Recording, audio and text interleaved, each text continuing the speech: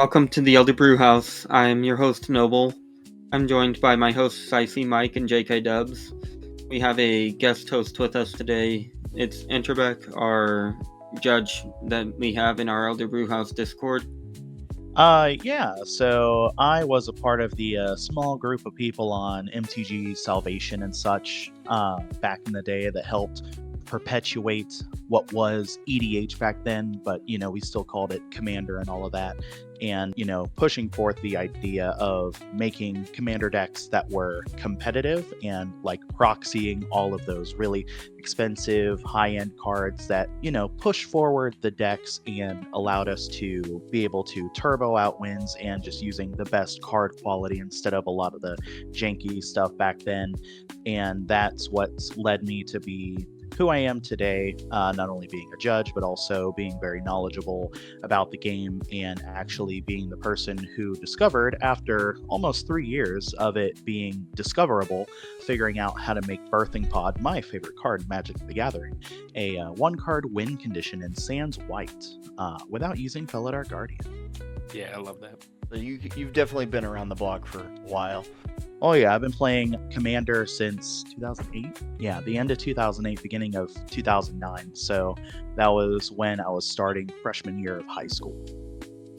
So with you being a judge across multiple discords, and I'm pretty sure you've also judged your fair share of tournaments across the year, what's one thing that you really see, because I know you probably watch more games and see more games than you probably play it by being a judge, of how people kind of assess the table and how they react to different things that you might have been called for as a judge, kind of like going into like what makes people view certain things as a threat versus what's not. Okay, so that's quite multi-part, and I'll break it down to the best of my abilities. And if I happen to leave a portion of that out, just let me know, and I'll be more than glad to elaborate. So playing literally tens of thousands of games of Commander, both in the casual and the competitive side, I have seen the entire spectrum of players' capabilities of not only in deck building, but also execution and piloting and being able to understand and comprehend like the card pool and the rules surrounding all of this. And so whenever I get called for a rules question, not only at a tournament, but also all of the card stores that I play at, literally everyone knows I'm the judge that goes there and plays, and I tell them I don't care if I'm in the middle of a game or in the middle of executing a win, and everyone that I play with in my friend group knows this. I tell them to literally interrupt me and say, hey, we have a question, and I get up and go help them. But in the tournament setting, people asking questions is normally due to one of two things. It's normally never anywhere in between. It's either one, they're ignorant to the rules and they want to ensure that they're doing something correctly. Like my most recent tournament was last weekend, and this one guy was casting Juladoc, and he was playing Juladoc, and he was casting Ulamog, the Ceaseless Hunger, who is the one that says when you cast this spell, exile 2 target permanents. And this other guy playing Essica tried to say that he could use Phyrexian Metamorph on both of the targets to target it. And I said, nope, that's not how that works, because there is only a singular use of the word target. And so you can change one of the targets to it. But if there is another target, obviously, you can't also redirect that one to Spellskite. Now, you could if it were a modal triggered ability and it had 2 instances of the word target, you could totally do that. And he called the judge over, and the judge, for whatever reason, wasn't too sure on this. And I told him, well, you can go ahead and check 603, because that's where triggered abilities are, and it'll straight up tell you in 603.2, I think it's A, about going through the same process of handling triggered abilities as you do casting spells. And so they're just like, oh, never mind, we're good. And so normally it's either that sort of situation where it is an error on their ignorance of the rules, or it's because they're trying to get a leverage in some sort of advantage when they know what the actual rule is, and they're either trying to get a time extension trying to make it a draw or just waste the time and do some sort of like psychological manipulation on their opponents and make them second guess what they're capable of doing. And this is why I always, whenever I'm coaching people, I teach them not only the rules, but also how to have the tableside manner in expressing themselves in their confidence of what they're doing and all of the interactions that are within their deck and also entirely possible within the whole spectrum of this game. And so I try to tell them that they need to ensure that they know all of these things so that they can be able to counteract people trying to, I don't want to say abuse, but essentially abuse or warp the game in their favor and trying to, use all of those manipulation tactics.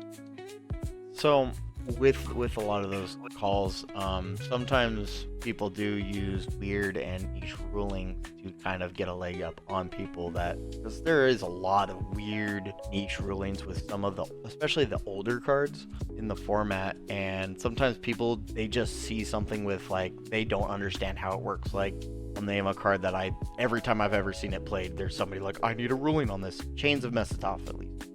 Oh, I love chains. And every time I explain it to someone, they immediately know how to understand it to other people and use it in the game.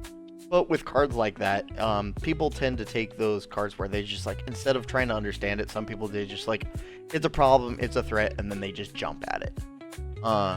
Which, in my opinion, would be a very poor threat assessment.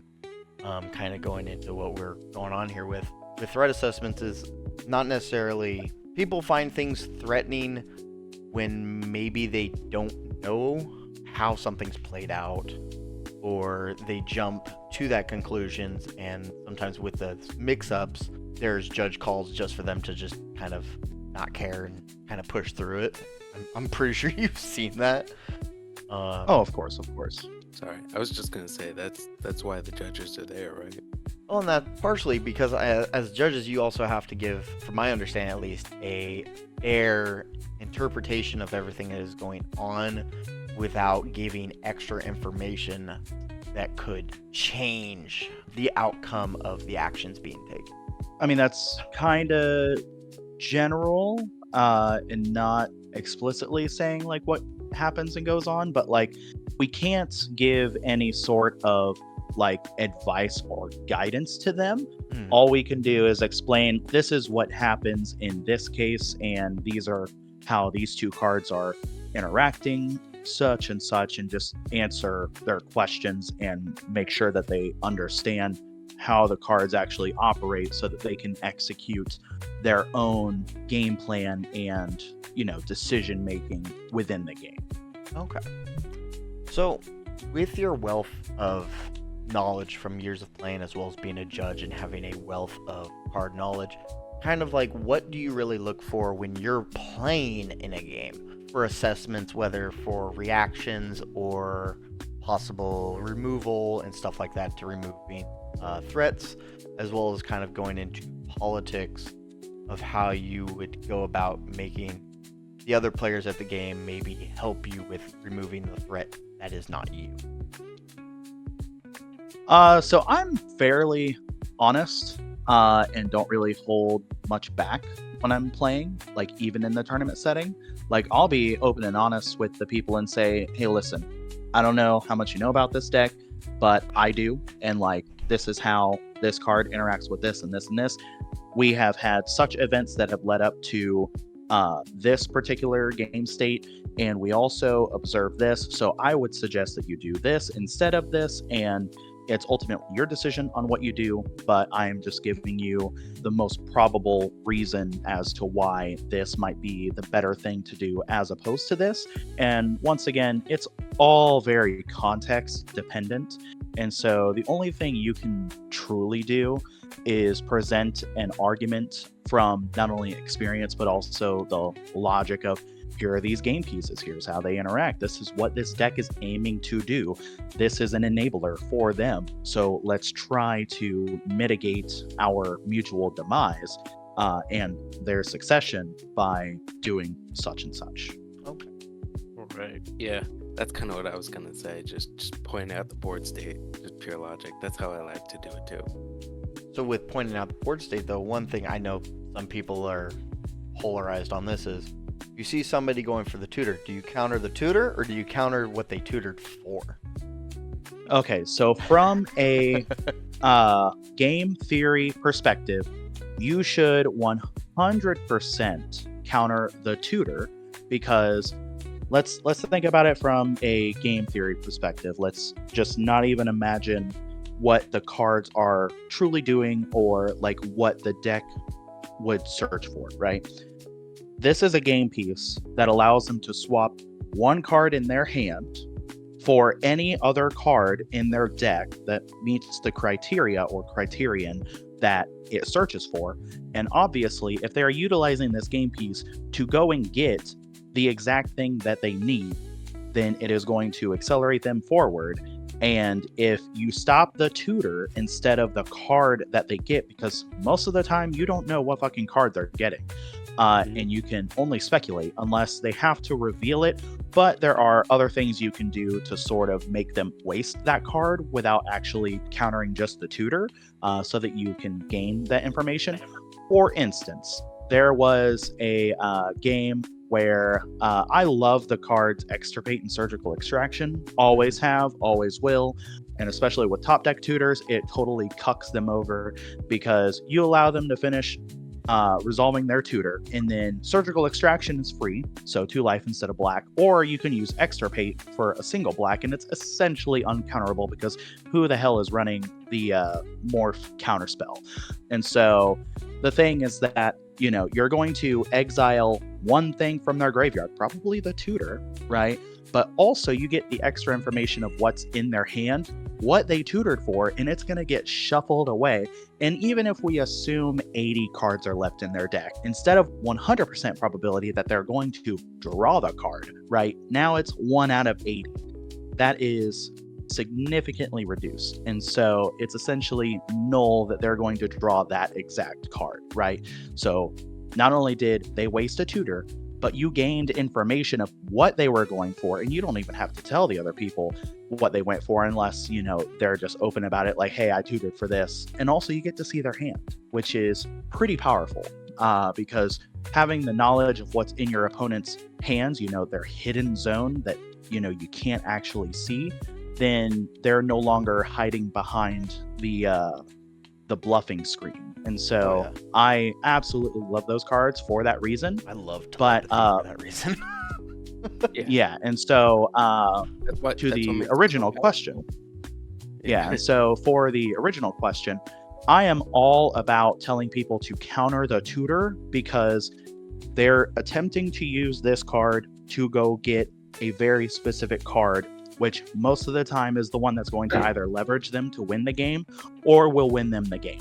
And so just from a purely logical and game theory point of view, if you stop them from trying to exchange this card for the one specific card, now they have to naturally draw into it, which could take forever, right? Or instead of swapping it out straight from one card from their hand and getting the singular card back into their hand that they want, you know, you're denying them that capability. Yeah, you're basically saying, like, it doesn't matter where the card that they want ends up, they want the card. Somewhere. So just don't let them get the card. Yeah. No, definitely. And I personally agree with that, but I constantly hear the mantra, oh, don't counter the tutor, counter the spell they tutor for, because they're under that assumption. It's like, well, what if they get something that just says can't be countered, you know? Right. Or the thing that they're using is a non-creature spell and they go get a creature spell, right? And now you can't counter it. Or your piece of interaction could have stopped what they're trying to go and get, but your interaction doesn't stop what they had already gotten. Yeah. One good example of countering the tutor over countering what they tutored for is if I cast a worldly tutor, you know I'm grabbing a Protean Hulk. You know that's going to the top of my deck. Probably have a Surveil land in hand, so it's going to end up in my graveyard and be reanimated. That is a situation where you 100% counter the tutor. Oh, yeah. Right. And again, it's always context dependent because would I want to counter the tutor or would I want to play something such as opposition agent, which is essentially uncounterable because unless you have a force of will or a strict serenade, then that shit is not getting countered. And so creatures are essentially uncounterable, right?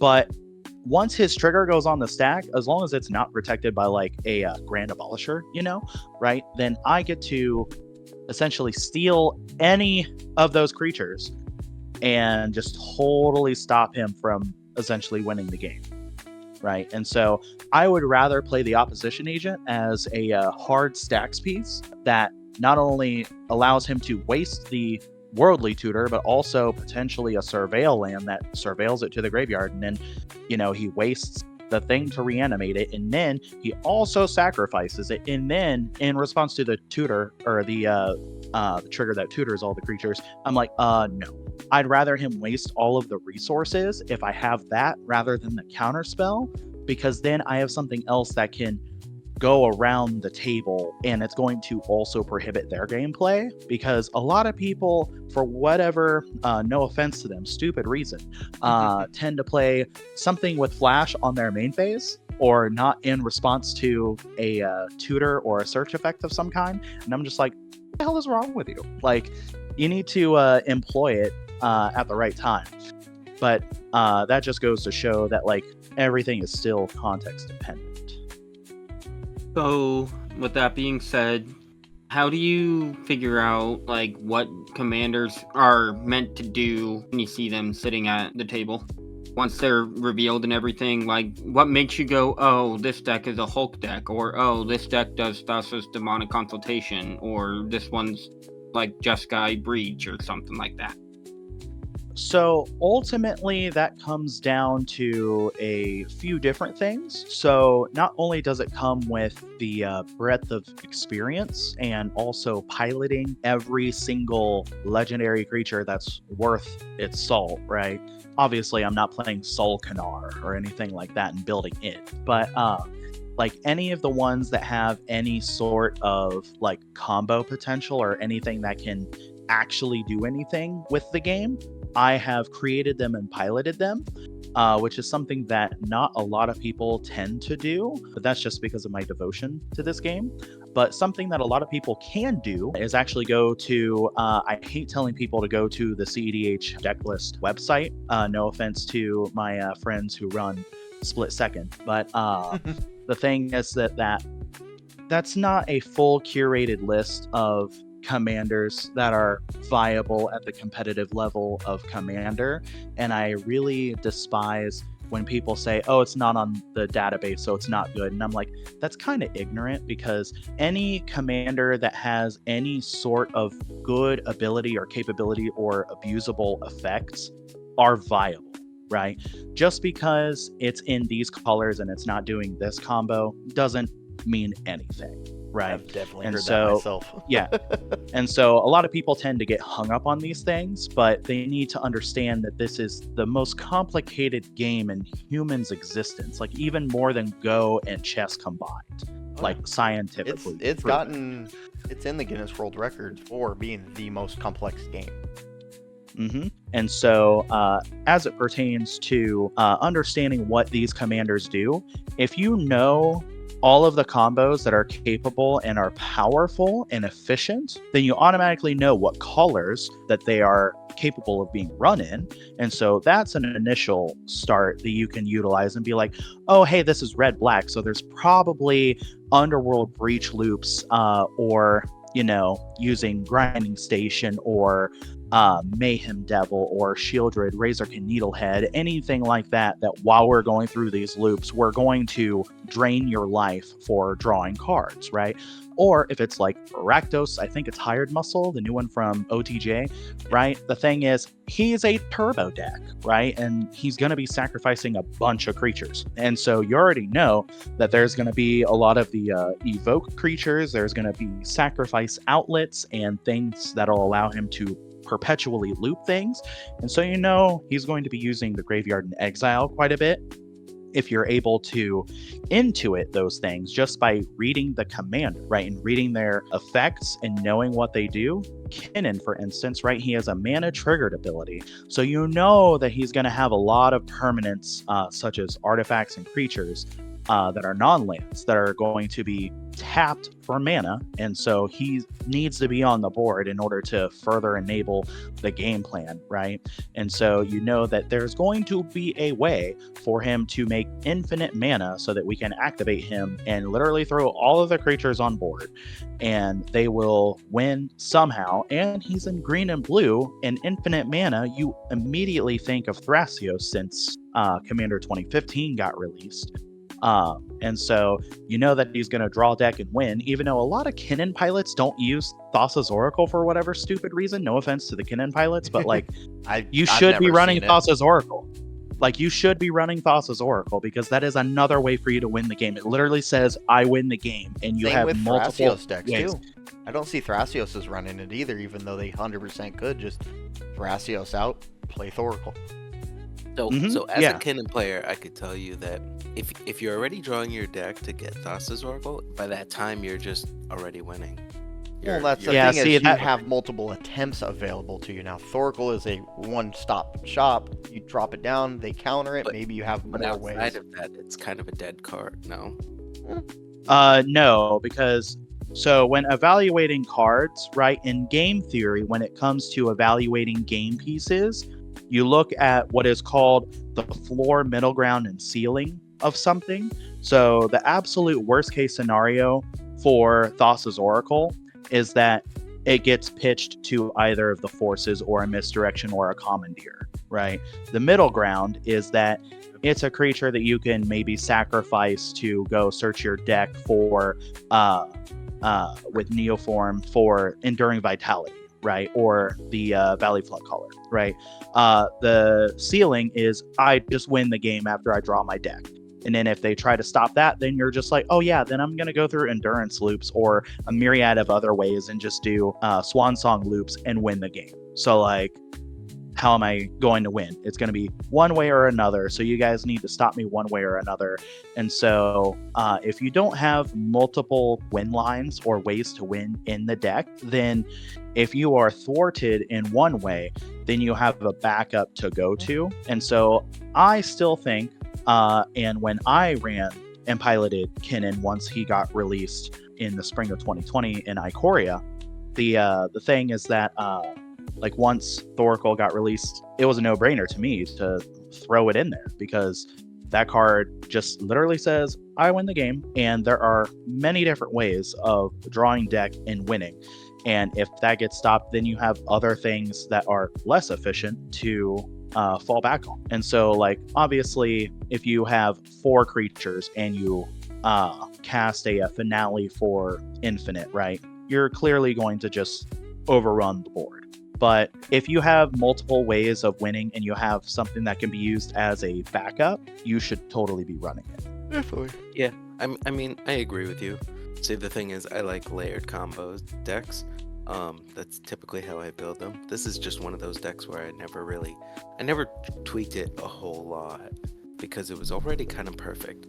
So if the person that made it famous wasn't playing it, you know. Like, here's the thing. One of my biggest hot takes that I am well known for is that demonic consultation now, especially in high color decks like my Vilepod, I don't run it.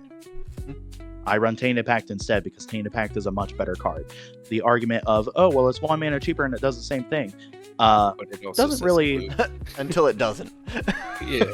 Right. Because, like, from a game theory point of view, and if you actually analyze the 2 cards, especially on their floor, right, the floor of Tainted Pact is instant speed, I draw a card without triggering Orcish Bowmasters, right? And you guys know what I draw. The floor of Tainted Pact is I get rid of 6 cards and somehow I just lose, right? Because, oh, it was in the top 6. Fucking A. All right. Yep. However, the middle ground of demonic consultation is oh, I kind of handicapped myself, but I found the counter spell that I had to name by name and exiled a bunch of them that are redundant pieces for this thing that I could have interacted with. Whereas Tainted Pact is heavy deck thinning, but you can elect to stop wherever you want. Yep. Right? Like, Demonic Consultation is a lot better when you're in low color decks, or when we were pre-Thassa's Oracle and we had to use Labman to exile the deck and attempt to win. Yeah. Or the good old days of Jace. Well, no, Jace from War of the Spark came out, I believe that was 2018. And Laboratory Maniac came out in 2011. Okay. So we had like 7 years of Labman without Jace.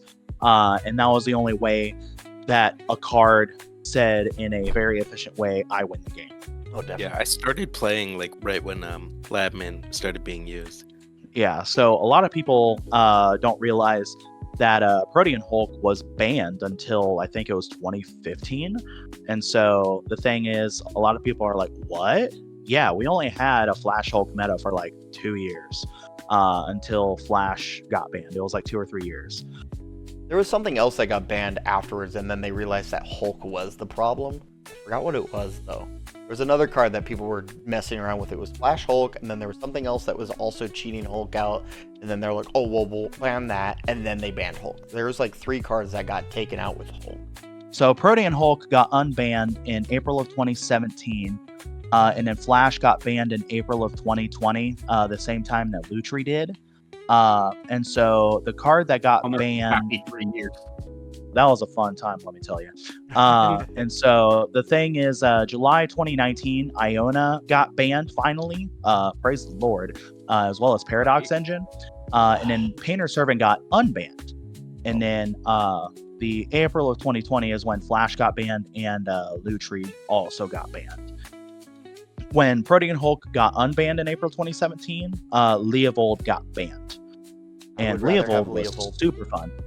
Oh, I know. I wanted him to come off the banned list, bro, because that card actually stops people from drawing cards, just like the Spirit of the Labyrinth. The Labyrinth? Yeah, Spirit of the Labyrinth and Narset. You have all of the blue wheels. The biggest reason that Leovold is the worst one out of them to face is because it is a creature that can be in the command zone. I think that's the biggest reason why they're afraid of unbanning it.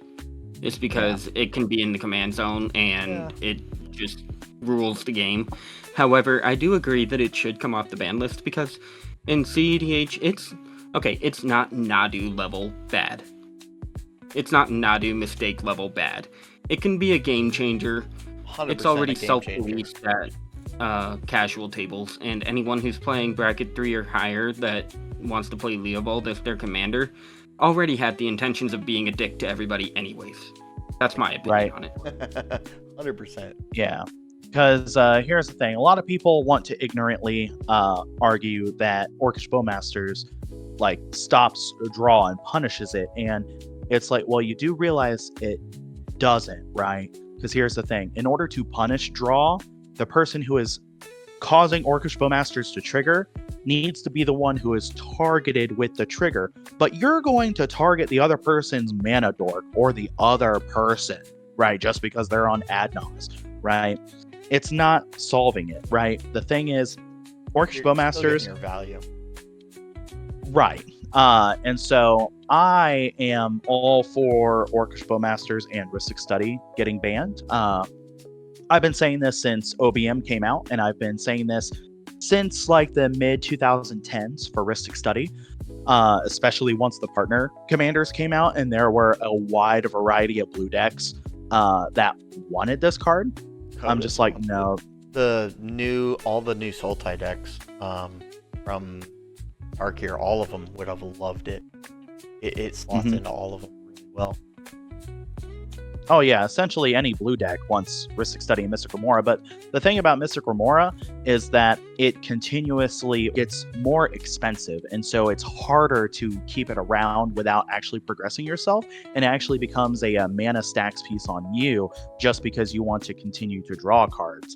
But the more mana that you put into it, the more you're either going to accumulate a lot of resources during one turn cycle, or someone else is just going to say, well, you know what, fuck it, I'm just going to play everything out and you can draw cards, but like you have no mana because you've been paying for it, and so unless you have the absolute nuts free interaction, you're not going to be able to stop me. The double-edged sword. Mm-hmm. So what's something that you would say to look for definitely when you're trying to push for that combo win, or the way to win out on turn, or even during somebody else's turn? What are things that you would suggest, like looking for outside of maybe tapped out mana Y, or other things that maybe to look for when trying to push a win? So the thing is, a lot of people tend to be information ignorant a lot of the times during games, and situationally and board state ignorant to things, because they'll miss their triggers here and there, or they won't notice that there's something on the board that's precluding them from doing something, and then they attempt to do something, or literally everyone forgets something is there and then someone points it out, and then you've already wasted not only time of your turn but also resources doing something either illegal or something that would have pushed you ahead because you forgot your own triggers. Point that I'm getting at is that a lot of people need to be more cognizant of what not only you control, but what everyone else controls, right? So the first thing you should do is know what they're playing, what their game plan is, and knowing when they're probably going to attempt to execute a win, and looking for the steps that accelerate them to find their own window and try to either prevent that or do it immediately before then.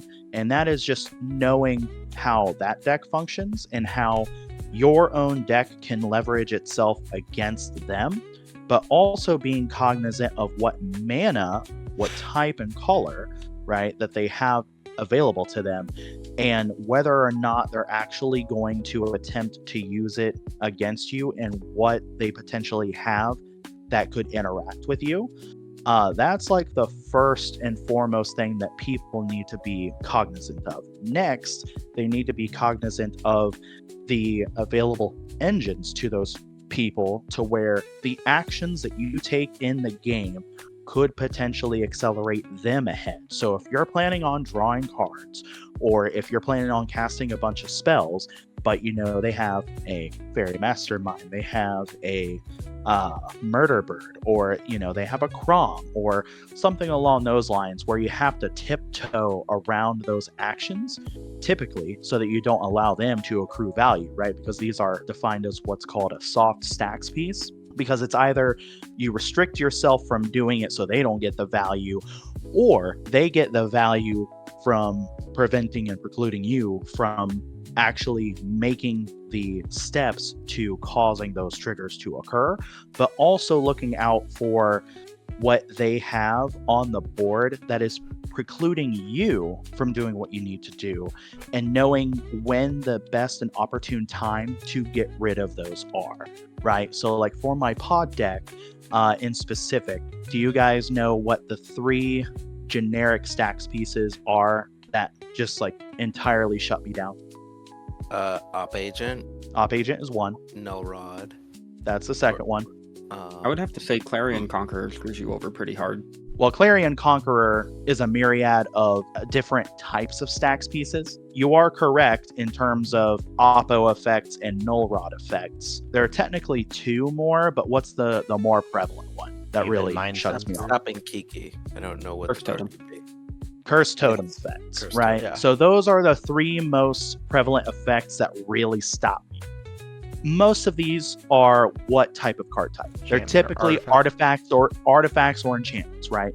And so I specifically tune my interaction package to 1, not only stop other people in the generic sense, but also 2, to be able to situationally get rid of the things that are precluding me from doing my game plan, right? Which the first one is pod, and 2 is activating activated abilities of creatures, right? Most of the time, people aren't running, like in general, Oppo, Aven Mind Sensor, and Grafdigger's Cage, right? The likelihood of me seeing either of those 3 is tremendously reduced compared to the other 2. Which is right? surprising, And so, honestly.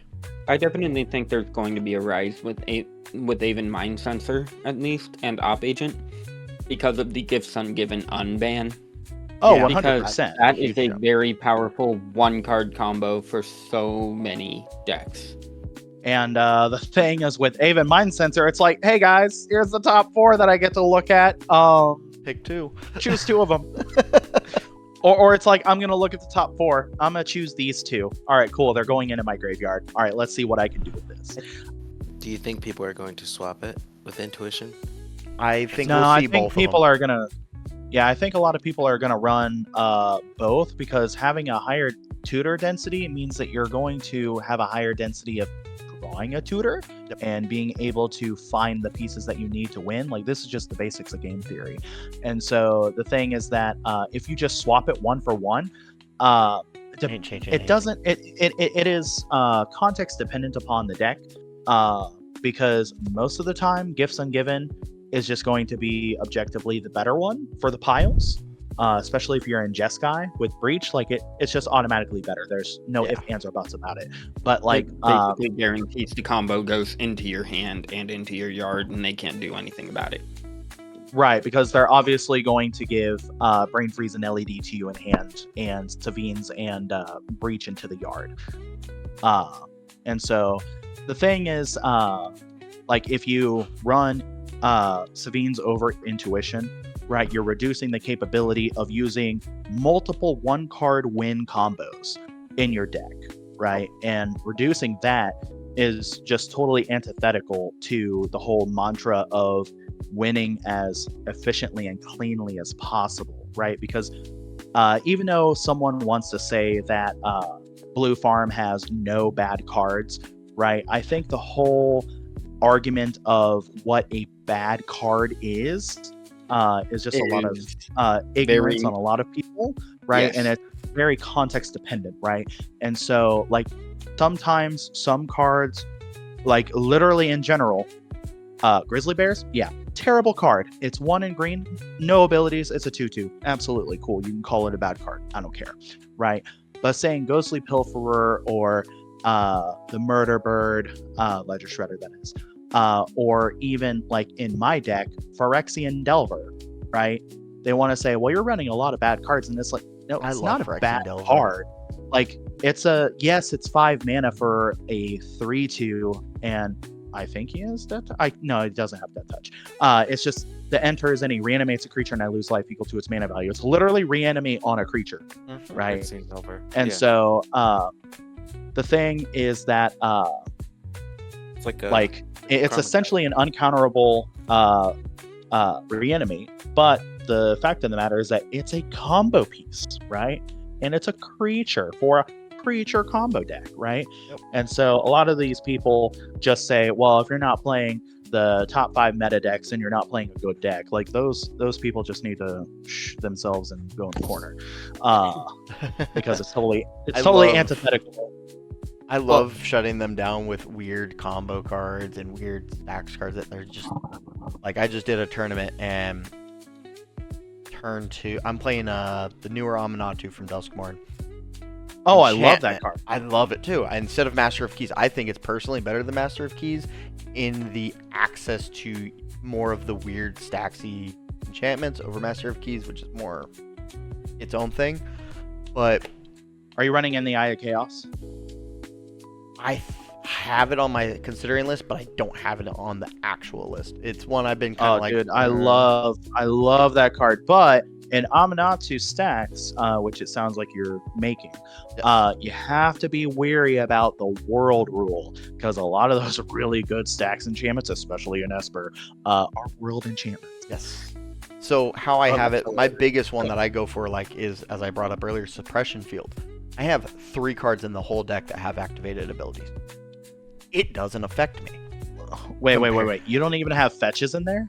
Oh, I do have fetches. Other than fetches, I only have 3, but I don't play fetches into it, kind of thing. So Okay. I have Urborg, and so that way I can then tap those things for mana outside of having a fetch for them. Right. But with those, I have things where it's like, okay, this doesn't necessarily matter to me. Like another big one I have in there, Painful Quandary. And then I love that card. I love it, especially when you get it out for 2 mana, Chef's Kiss. And then having things like Mirror Maid, Copy Enchantment, and things to just duplicate these stack pieces where nobody can do anything about it. But I have, for each major combo that somebody has, I have at least 1 to 2 cards in that deck that counters it. So Kinnan, Right. Kinnan, Magda, Thrasios, all the top meta decks, I consider those 3 of the top ones because you see them everywhere. They all get shut down by Suppression Field. I also have Cursed Totem in there as well, so it shuts off there as well. So right there, I have the double up on that one. Painful Quandary stops. Your Brain Storm. Freeze, Underworld Breach lines, it stops. It's just Storm in general. Or any real combo deck, they have to win within the amount of life that they have. Or have enough cards in hand to not care and just be able to keep discarding to it. I've seen people win over top of it. I've had games with that deck where I have 4 copies of Painful Quandary out, and it's like, if you don't have 4 cards to discard to cast that 1 card, you're losing 20 life. And people are like, can we just draw? And I'm like, no. I'm in such a commanding position at that point. It's like, well, what are you going to do? Yeah, that's another problem that I see with a lot of people is that they're trying to get the draw because they're just like, I want to get as many points as possible so that I can have the best chances of being in the top cut. But it's like, bro, how about we actually just play the game and you stop being a wuss and you just accept defeat when it's presented to you? I agree. The only way for the tie, I would say, is if you're down to time or turns. At that point, sure.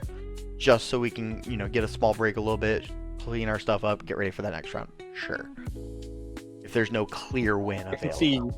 I can see asking for the draw when it goes to time and stuff like that. But I do agree that people need to start just playing it out. Because the draws and all of that to make top cut decides what the meta decks are. Yep. Not 100% the wins, just how many draws can I get, and can I get 1 or 2 wins in addition to those draws? If I can get 2 wins out of 7 rounds, I'm in the top 16, etc. Yep. That irritates me on how that gets set up. I know I have no control over what the tournament organizers here's the do thing too, for I've their been points seeing and stuff. With tournaments a lot, I've been seeing more and more people talking about it, at least, of tournaments are just going, you don't get points for draws anymore. Where you only get your points for wins, and that I'm hoping and wishing that more tournament organizers adopt that practice to snuff out let's just scoop. Let's just scoop it up. We'll take the draw, take our points, and move on. To try to better your averages, because it's like, if your deck isn't winning, how is that really bettering your average for your deck? Because you could have a very subpar deck that's not really able to get a win out once you get your one. So I've noticed is like with that is a lot, as you had mentioned earlier, people have that 1 win combo, that thing gets stopped, and now their whole deck just does nothing. And I see that most commonly with Underworld Breach line decks. Of everything is banked on Underworld Breach, LED, or a combination with those with other cards. If 1 or 2 lynch pieces gets countered, their tech literally dies in the water. And at that point, they're just waiting for, okay, can we just tie it out? Can we just, go for the draw? And it's just like, that's not good deck building. But then they're like, well, this is a meta deck. And it's like, it shouldn't be meta if that's what you're considering meta. Yeah. But opinions of meta are relative. Just like the no bad cards is relative as well. Are there bad cards for certain decks? Yes. Does that mean the card is bad in every deck? Hell no. I keep getting told Blood Artist is a bad card. I love Blood Artist. Forsaken Miner is a terrible card. Well, they're obviously I have won so many times with that freaking Forsaken Miner combo that I am going to die on the hill that Forsaken Miner, Blood Artist, and Warren Soul Trader is an amazing combo in almost every deck that wants that kind of combo. Well, the reason they it think wants it the card, sucks. it uses the card. Well, I see the reason that people think it sucks though is because it's like, well, now you're pushing 3-card combo, and people are like, oh, 3-card combo, oh, it's so easy. Well, to here's the interact with. thing. Literally, 3-card combos all are stronger combos. than 2-card. Well, here's the thing. All combos in CEDH are, in fact, 3-card combos that win the game, except for Thassa's Oracle plus Tainted Pact or Demonic Consultation. There is no other 2-card I win the game combo. No other card. Not even DCM. It's just how and people Twin look Flame. at it. And that's DCM and Twin Flame isn't even an I win the game combo because someone could straight up just stop all of the dual caster mages from attacking. fog them out. Which, if you see fog in CDH, I would be astounded and I would applaud. I'm just saying. Hey, I used to actually, once Orcish Bowmasters became a thing in my Thrasios Timna deck, I used to run Obscuring Haze. I love for that. Right? Because here's the thing. If you run that, there are 2 things that can stop Orcish Bowmasters from killing you. Right? Because here's the thing. If you say... I have to argue with people all the time about how shortcuts work because they're just stupid. No offense to them. But, like, here's the thing. If I have infinite mana, right, then I say, attempt to activate Thrasios, they're like, put all your activations on the stack. And I'm like, no, I'm going to ask if you have any response to this. And if you don't, then I will shortcut and put all of them on the stack. Because that means that you're passing priority on it. Yeah, right. Just to And expedite the... Yeah, I mean, you could also even check, like, for another trigger or something, because sometimes people will miss it, and they'll be like, okay, you can have a first 2 triggers or whatever. Right, because here's the thing. If I go to activate Thrasios, and you want to flash in your Orcish Bowmasters, right, you're not going to wait until I put all of the activated abilities on the stack, because I will do it one at a time and see, oh, hey, do I want to stop here? Do I want to stop here, right? And so, because I have the freedom of doing that. And so... if you want to flash in Orcish Bowmasters, you do it when I do the first activation. Because then what I'm going to do is activate it in response to him. Or if he's already on the battlefield, right, I still do it because then I activate, it triggers Bowmasters. In response to the Bowmaster trigger, I do it again and do it again and do it again and do it again, right? Until I have all of the cards in my deck. You remove the Bowmasters and can continue after that. No, that's not how you do it. How you do it is you cast Veil of Summer, because then you're done, right? Because they're obviously going to try to target you or your whole board. Exactly. And the thing is that they don't even amass all of the orcs for that. And so the other thing is if you have Obscuring Haze, right, it's free to cast instead of just a green, right? Because it prevents the damage. Now, the thing is that they'll still amass the orc with that, but it can also do things such as if someone does the dual caster combo, right, or anything like that, right? It's damage that it prevents from all creatures your opponents control, right? And so it would also stop Timna, it would also stop Crom, and all of those other cards that are dependent on combat damage being dealt, and you could selectively use it as a way to prevent them from getting that value, right? And so I used to run it. I took it out last year in the summer because I just wanted to run other better cards because Bloomburrow came out and it really made the deck Vilepod just like exponentially better, because I think I told Noble the story of Vilepod, but I don't think you guys know it. But that's like one of the cards where people are like, oh, it's a bad card, but in totality, like, you need to look at the multifunctionality of the card, right? Is it capable of being used in more than one way? Oh, so like, especially as Noble said with the Forsaken Miner and the Blood Artist, right? Not only can the Blood Artist attempt to prohibit me when I'm doing the Birthing Pod combo, right? Because I have to sacrifice a creature in response, and so he can ping off something that's very important on my board that's also secondary to the Birthing Pod combo. Or someone plays a Toxic Deluge and it's like, oh shit. And then like the Forsaken Miner, right, can, depending upon what you do, because it's whenever you commit a crime, you pay the lowly efficient cost of a black and it comes back, right?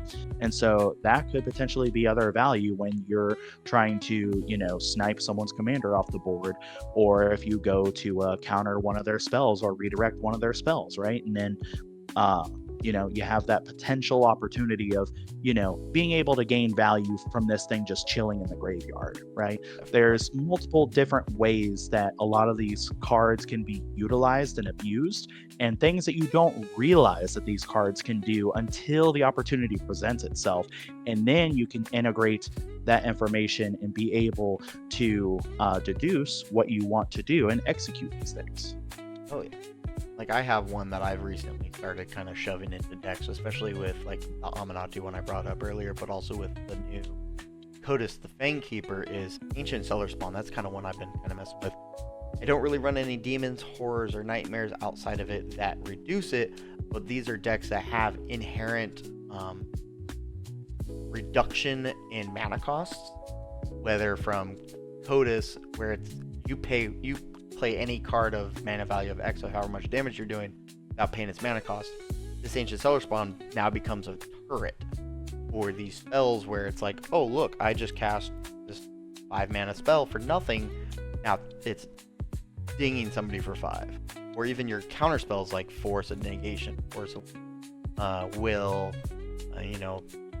Deadly Rollick, or Fierce Guardianship, where just casting these interactions that normally you would have to cast, or even the green one you were just talking about, the Haze, Obscuring Haze, having that in a deck where it's like, cool, I can just cast this for free, and not only did I get the value of casting that for free, but now with this creature, it's like, oh, my free spell? Okay, let me just eat your life away just a little bit more.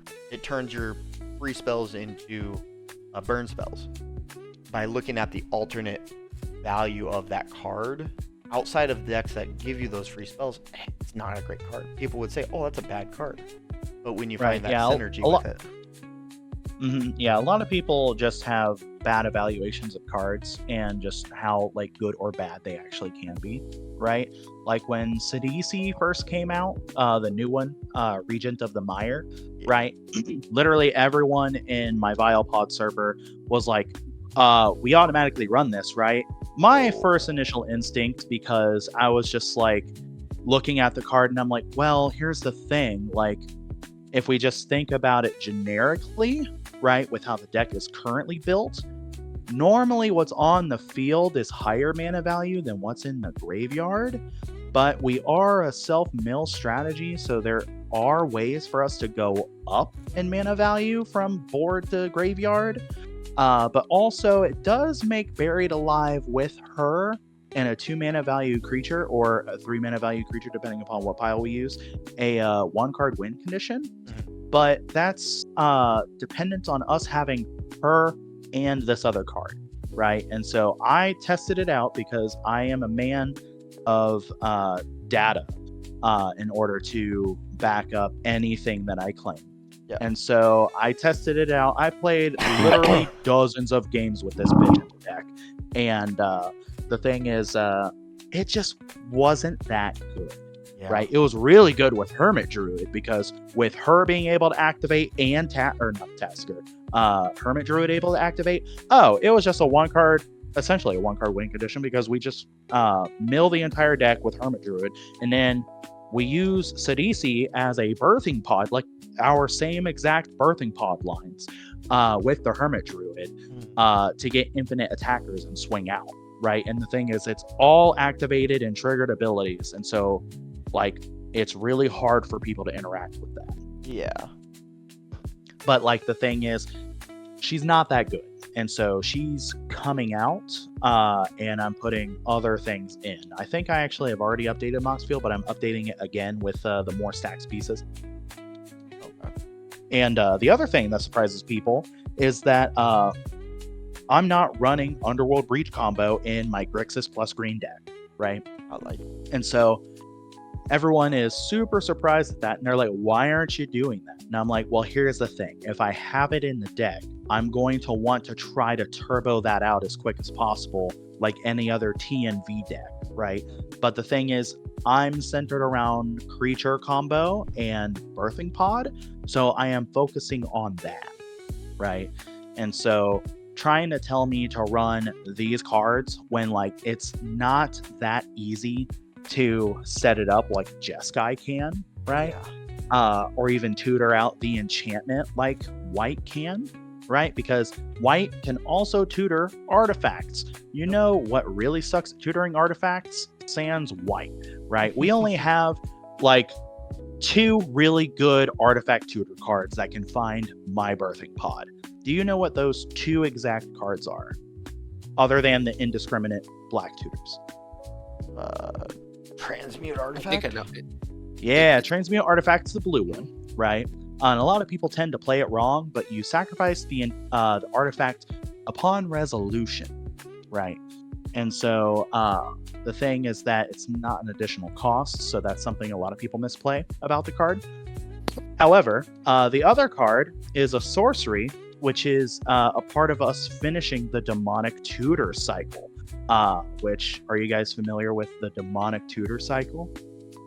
The 2 mana sorceries that search for something for Reckless each Handling? individual card.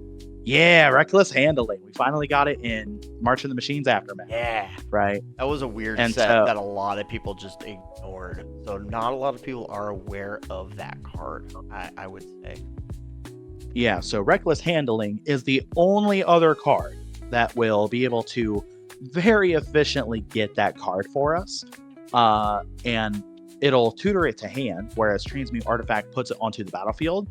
But there's a catch-22 with Transmute Artifact, is that we have to pay the difference in mana cost of the sacrificed artifact and the one that goes onto the field, right?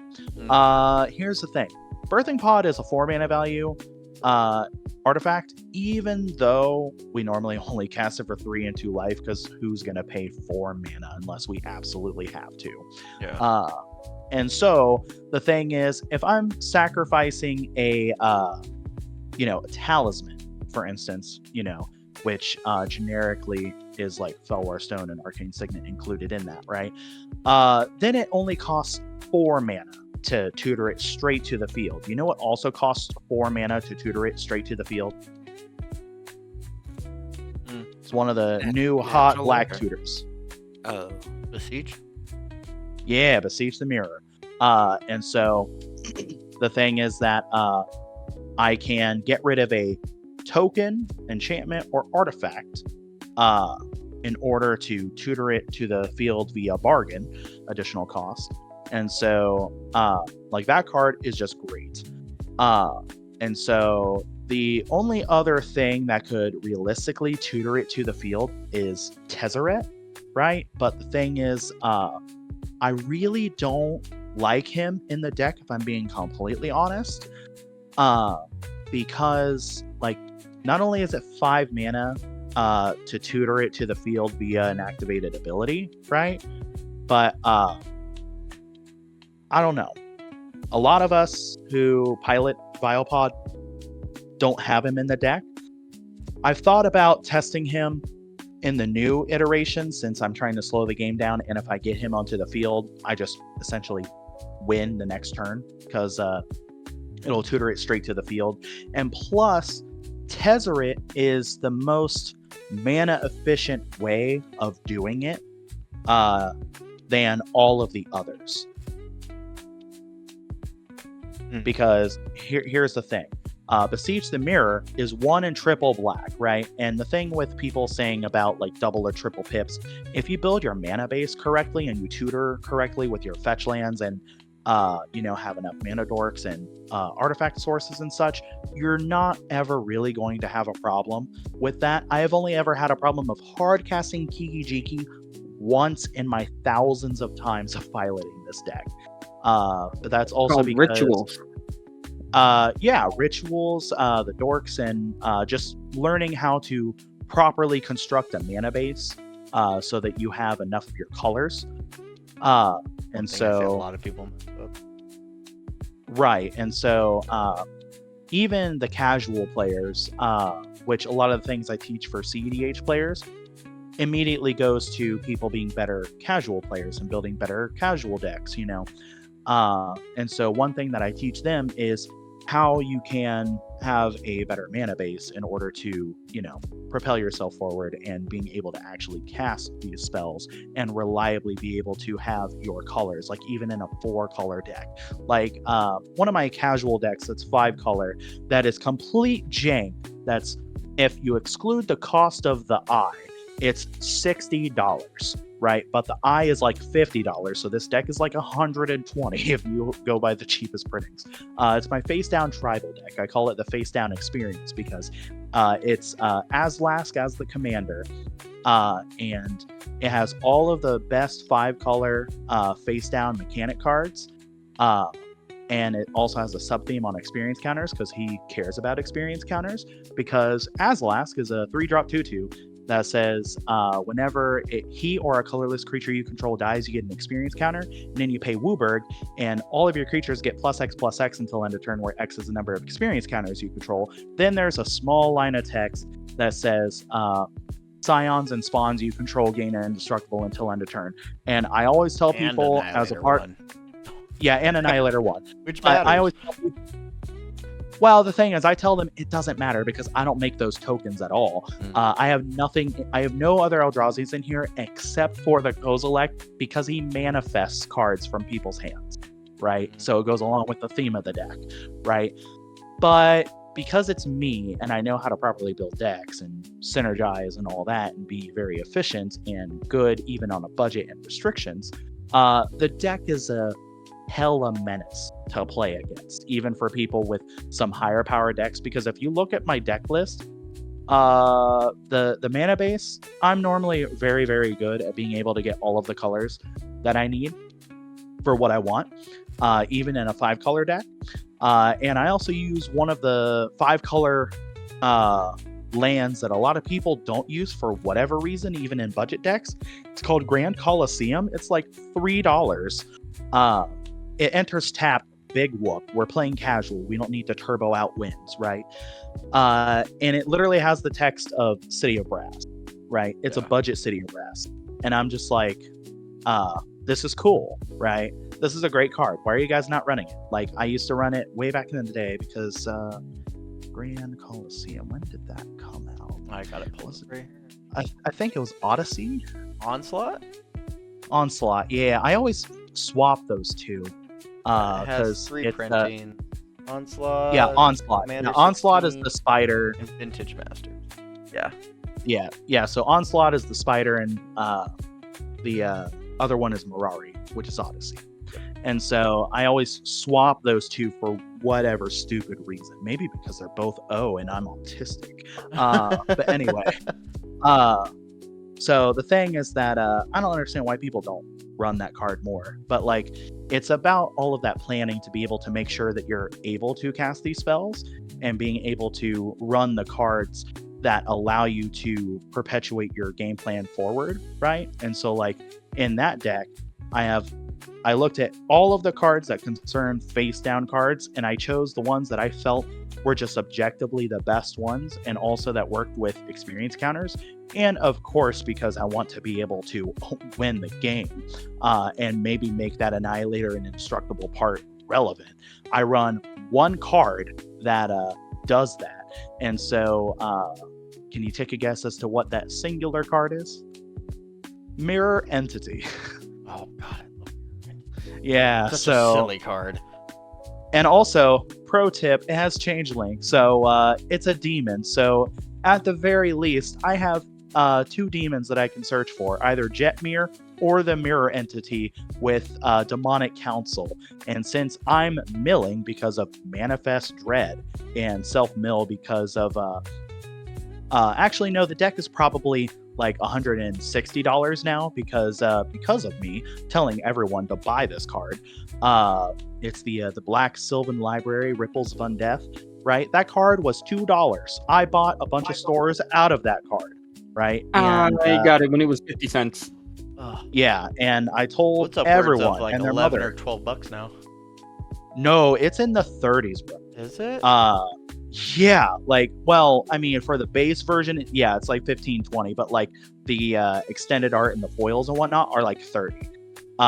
And so That's the one I got for 50 cents. It was really kind of nice. I have a couple of them just floating around because I remember when I got it and it was just like, nobody's running this. This is like a 50-cent card. So I just held on to them. I was like, I'm not going to waste my time trying to sell them.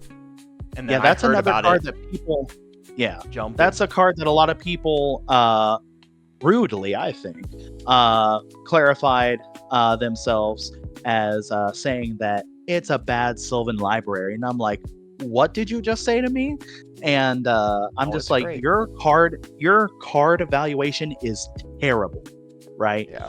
And because here's the thing, it's during your pre-combat main phase, right? So you can tap your soul ring in order to pay the 1 and 3 life, right? And then you still have a colorless left over to be able to play whatever the hell you get back, right? And here's the other thing too, right?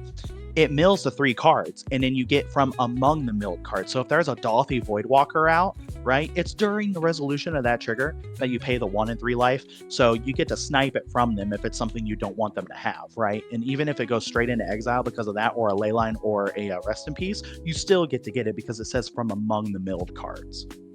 Yeah, no, that's pretty nutty. And also, if you're in a Breach deck, right? Back when I used to be on Breach in Vilepod before, I'm like, no, screw it. I'm gonna take this out because like it's just not that good anymore. Like it also fuels Breach, right? And so like, hello, like this is awesome. Yeah. I know a lot of people are also running it in the Tevel, the balance scale as well. Kind of picked up some with that coming out as well.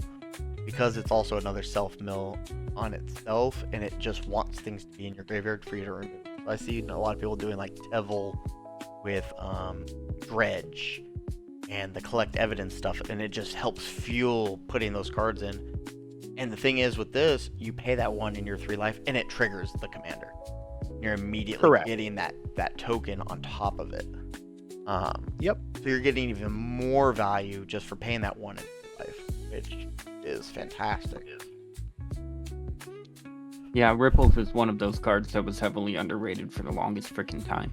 Definitely. But speaking of underrated cards, I want to circle back to the underrated win cons outside of Thassa's and Breach, like my Forsaken Miner combo. The reason that I think a lot of people assess them as bad cards is because they don't win the game right away.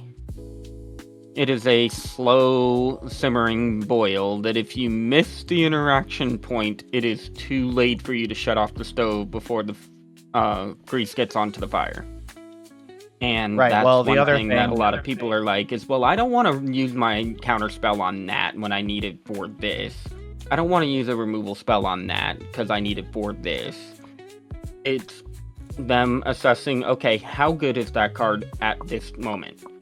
That card is not good at this moment. I don't want to use removal on it. So you get accrued value for those cards, which honestly makes them better, I think, than Thassa's or Breach, because just because they don't say they win the game if they resolve, doesn't mean they don't win the game if they resolve. If that makes sense.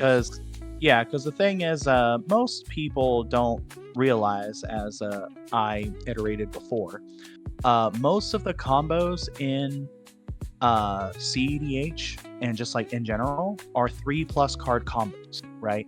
Like Underworld Breach at minimum is 3 cards in order to win, right? So like whether or not you're doing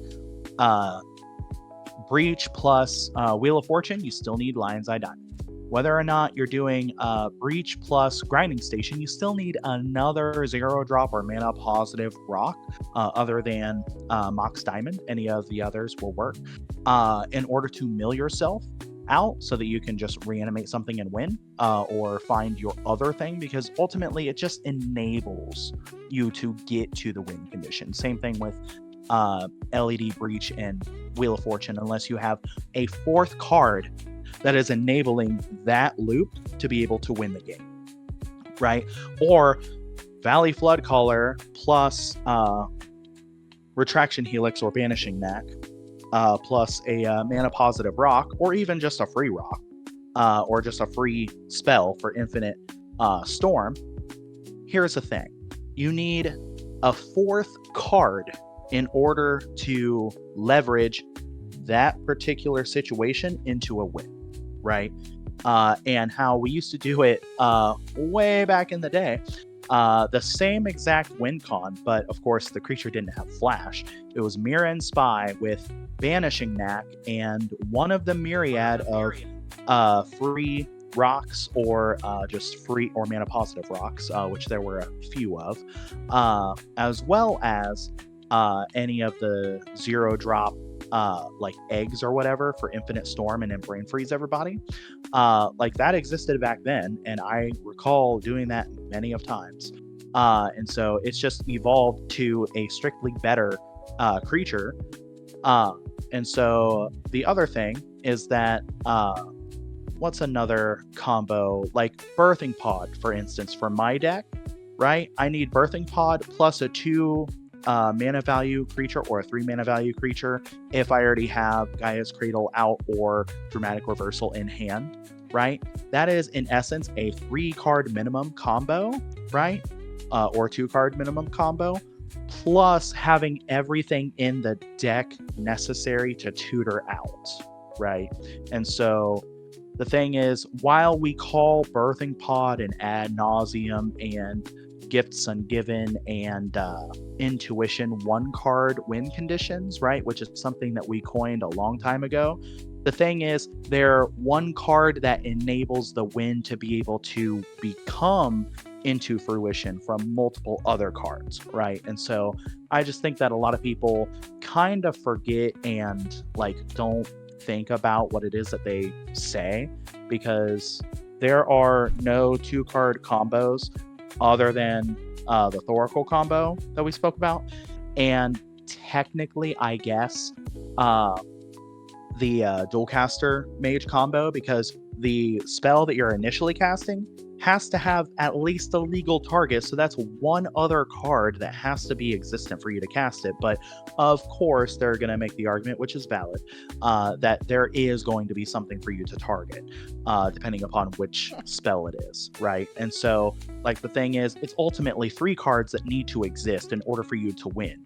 And so like most of the combos are 3 or 4 card plus combos. Definitely. And so it just I guess grinds my gears is what I want to say. Annoys me when people say, well, that's inefficient because that's too many cards. And it's like, do you realize how many cards your win con is, right? And how many interaction points there are? Because apparently a lot of people don't realize that the best time to interact with someone who is going through the Underworld Breach combo, and the reason why you want to give LED to them in their hand, is so that they have to be empty in hand at some point after they activate LED, unless they have the 5 mana to flashback Sabine's Reclamation with LED in hand, or they already played it, right? And so the reason why you do that is so that it pushes forward more of the chances that they don't have the interaction in hand to be able to stop you from interacting with them and preventing them from winning.